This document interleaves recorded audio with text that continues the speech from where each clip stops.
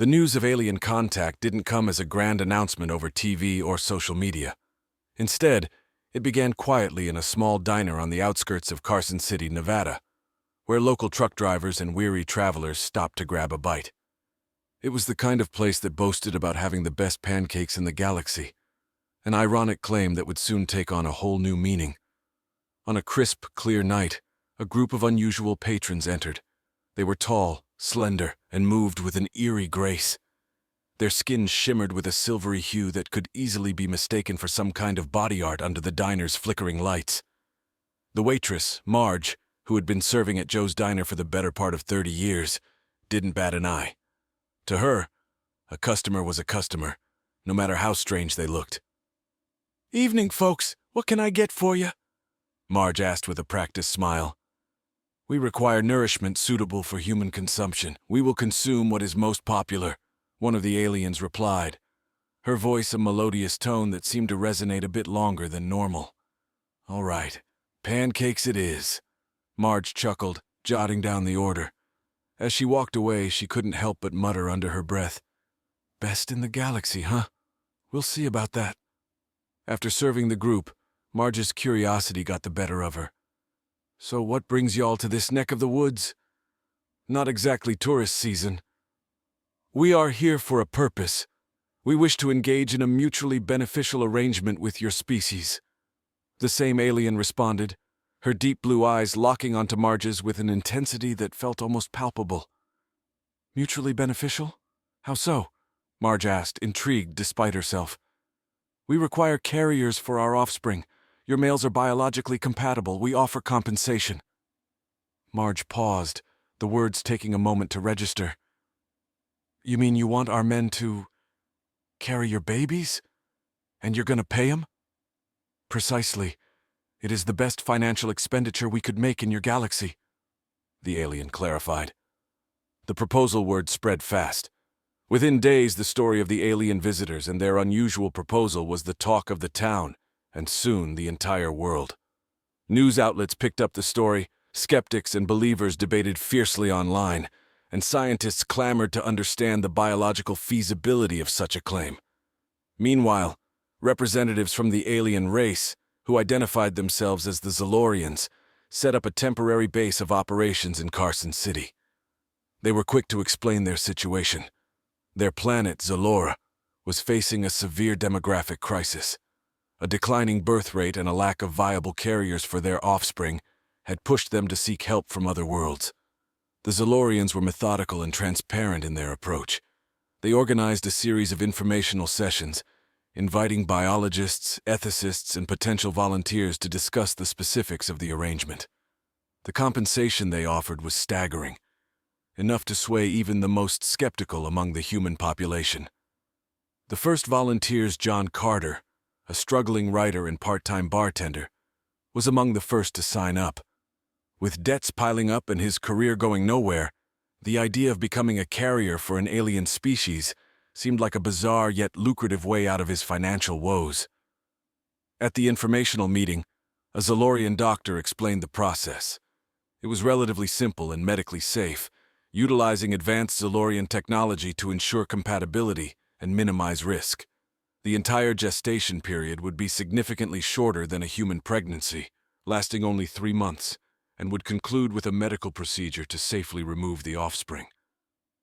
John listened intently, his mind racing with the possibilities. This could be the story of a lifetime, he thought. Not just a way out of debt, but a real chance to be part of something monumental. As he signed the consent forms, he couldn't help but feel a mix of excitement and apprehension. He was about to embark on a journey that was truly out of this world, and there was no telling where it would lead. With the ink drying on the contracts and the first group of volunteers gathered, humanity stood on the brink of a new era. The Zalorians promised a future of collaboration and mutual benefit, and for better or worse, the wheels of this. In the heart of Carson City, the newly established Zalorian Outreach Center buzzed with activity. The structure itself, a temporary complex of metallic and glass panels, glistened under the Nevada sun like a mirage. Inside, the atmosphere was charged with a mix of trepidation and wonder as more human volunteers filed in, each driven by their own reasons: curiosity, desperation, or the lure of Zorian gold. John Carter found himself among a diverse group. There was Lisa, a tough-as-nails engineer laid off from her job at the Space Center, and Michael, a soft-spoken nurse whose empathy seemed to know no bounds. They were briefed by Ava, a Zorian liaison who wore human clothes, but could not fully mask her otherworldly grace. "Each of you has been selected not just for your physical compatibility, but also for your psychological resilience," Ava explained. "The implantation is only the beginning. The bond you may feel with the offspring is real. We do not take this lightly." As the group listened, the room filled with an unspoken question, hanging in the air like static. What would it feel like to carry an alien life? The implantation. The process took place in a room that resembled an advanced surgical theater. Each volunteer lay in a reclining chair surrounded by machines that hummed and blinked with soothing rhythmic patterns. Zorian medical technology was non-invasive. The implantation was done via a beam of light that emitted from a device looking no more threatening than a standard flashlight. John felt a cool sensation as the light passed over his abdomen, a stark contrast to the warmth spreading through his chest, the physical manifestation of his decision, now irrevocable. He glanced over at Lisa, whose hand clenched into a fist, eyes shut tightly, not out of pain but concentration. Michael, ever the caregiver, smiled reassuringly at a nervous volunteer next to him, despite his own evident anxiety. After the procedure, the group was monitored for any immediate reactions. The Zorians were meticulous, checking and rechecking their readings. Ava assured them, "The compatibility is confirmed. You are now all carriers." Adaptation and symptoms. The following weeks were a blur of changes, both physical and mental. John began to experience symptoms that were alien to any human pregnancy.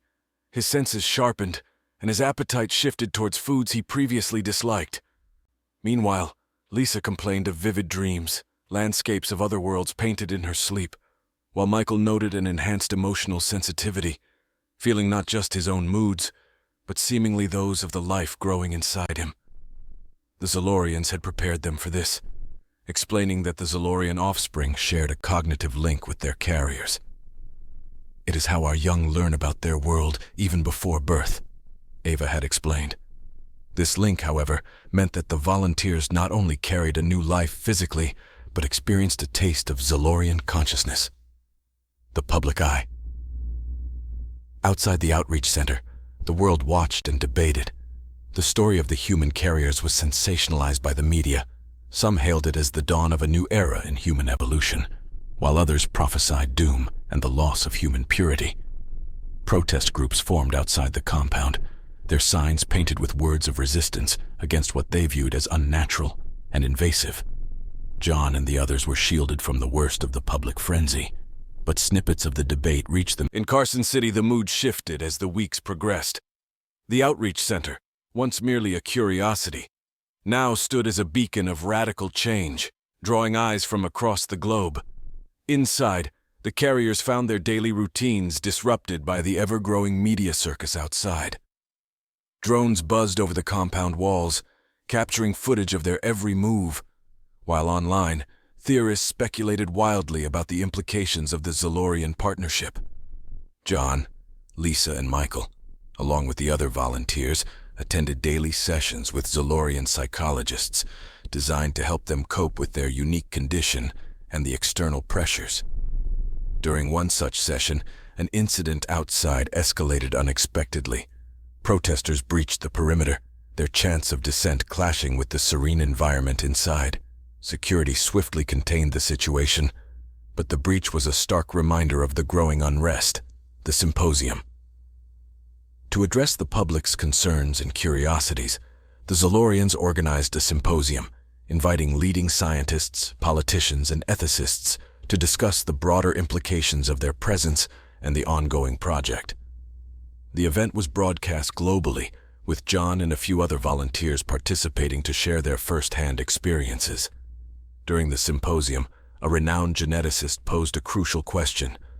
What happens to the offspring once they are born? Where do they belong? Ava responded, her tone both calm and decisive. "The offspring will be Zolorian citizens, of course. They will be educated about both their heritage and their birth context. We value the bond they share with their human carriers and anticipate future collaborations between our species." This revelation sparked a new wave of debate among the attendees. Ethical considerations about citizenship and the rights of the offspring were hotly debated, highlighting the complexity of interspecies relationships. Unexpected developments. Back at the outreach center, the volunteers began to experience enhanced effects from their link with the Zolorian offspring. John found himself waking up at odd hours, filled with energy, his mind buzzing with alien concepts and knowledge about Zolorian technology. Lisa, meanwhile, developed an ability to understand and speak snippets of the Zolorian language, her dreams becoming tutorials in extraterrestrial culture. Michael, the empath of the group, noticed an increase in his emotional attunement, now able to sense not just human feelings, but the embryonic emotions of the offspring he carried. It was both a gift and a burden, as he felt every wave of joy, confusion, and fear that the tiny being experienced. As their abilities grew, so did their bond with the Zolorians. The aliens treated them with a newfound respect and curiosity, often engaging in long discussions about human culture and Zolorian advancements. It was during one of these exchanges that an unintended secret slipped out. The Zolorians had not anticipated the degree of cognitive and emotional transfer the link would enable. This was uncharted territory even for them. A new understanding. Armed with their new abilities and insights, the volunteers realized they were not just passive participants, but active contributors to an unprecedented intergalactic exchange. They began to see themselves as pioneers on a two-way street of cultural and biological exchange. As the time approached for the offspring to be born, the atmosphere within the outreach center became one of focused anticipation. The medical wing of the facility was prepped like a theater before the curtain rises, filled with both Zolorian and human medical personnel. John, Lisa, Michael, and the other volunteers underwent final examinations, their bodies now visibly altered by the rapid gestation typical of Zolorian biology.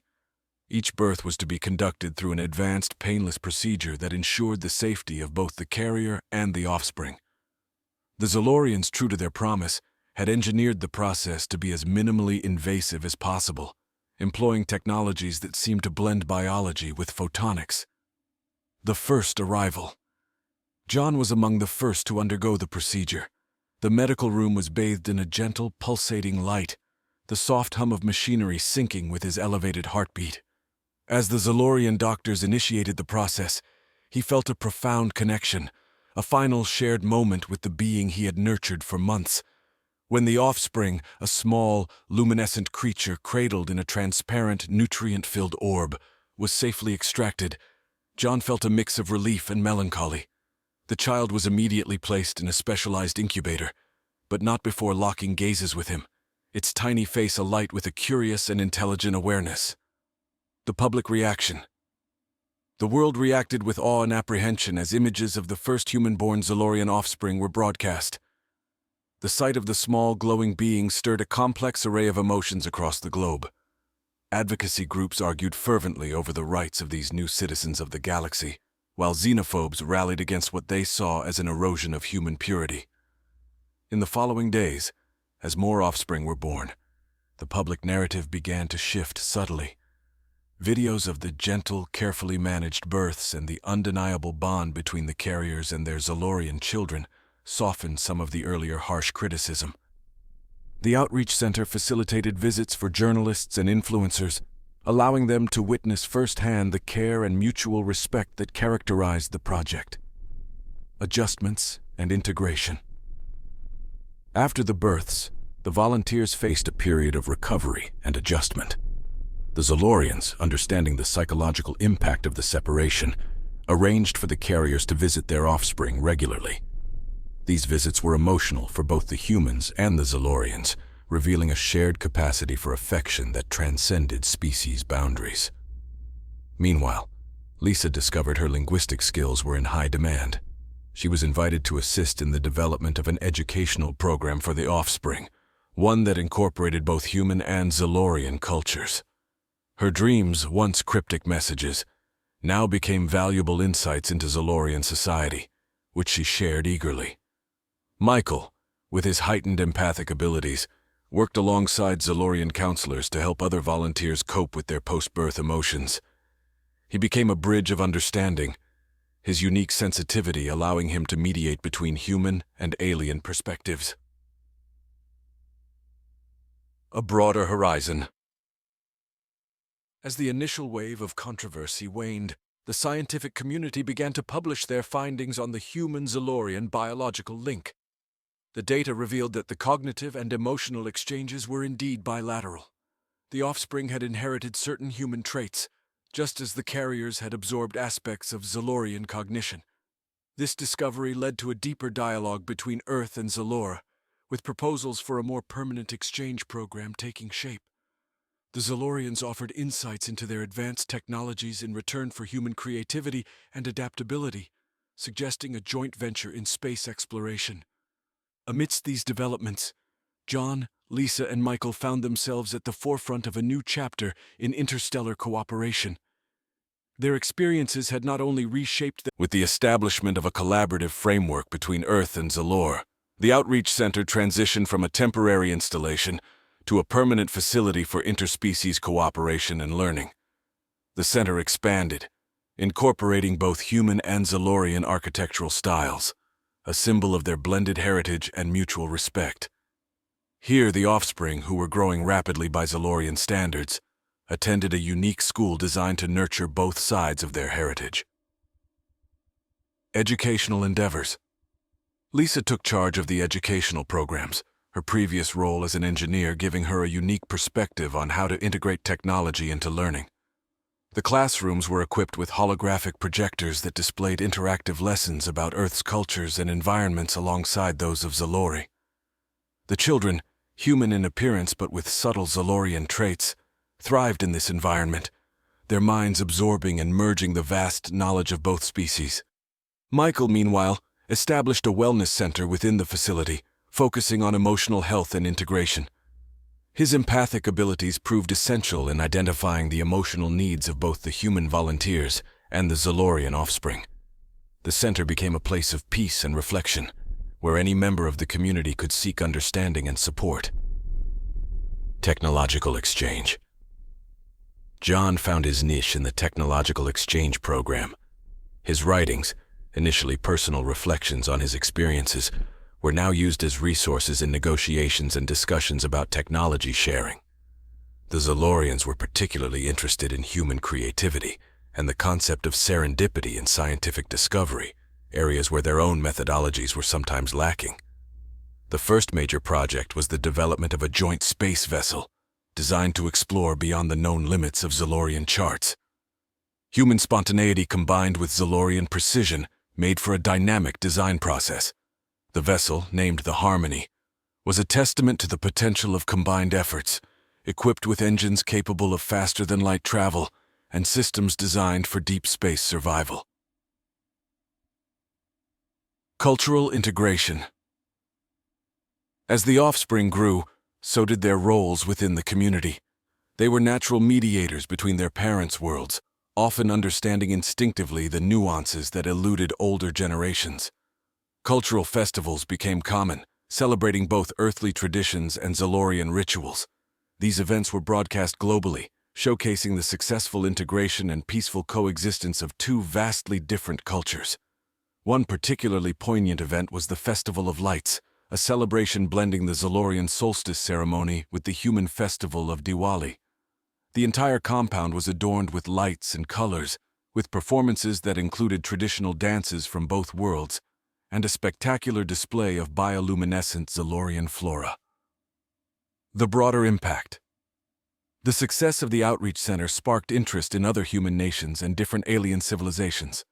Delegations from across the galaxy visited the center, each eager to understand the secrets of its success. Earth's governments, once wary of the implications of such close interspecies interactions, now vied for the chance to host similar programs. A council was established, consisting of human and Zorian leaders, to oversee further outreach projects and ensure that the interests of both communities were fairly represented. John, Lisa, and Michael served as advisors to the council, their first-hand experiences invaluable in shaping policies and new initiatives. The bond between Earth and Zalore grew stronger, with the initial volunteers now viewed as pioneers of a new era. Their legacy was not only the vibrant, thriving community they helped build, but also the beacon of hope it represented, a proof that cooperation and understanding could bridge even the vast distances between stars. The long-term impact of the Earth-Zalore alliance came into full focus as the first generation of hybrid offspring reached adulthood. These unique individuals, embodying traits from both worlds, were ready to step into roles that would further cement the partnership between human and Zalorian societies.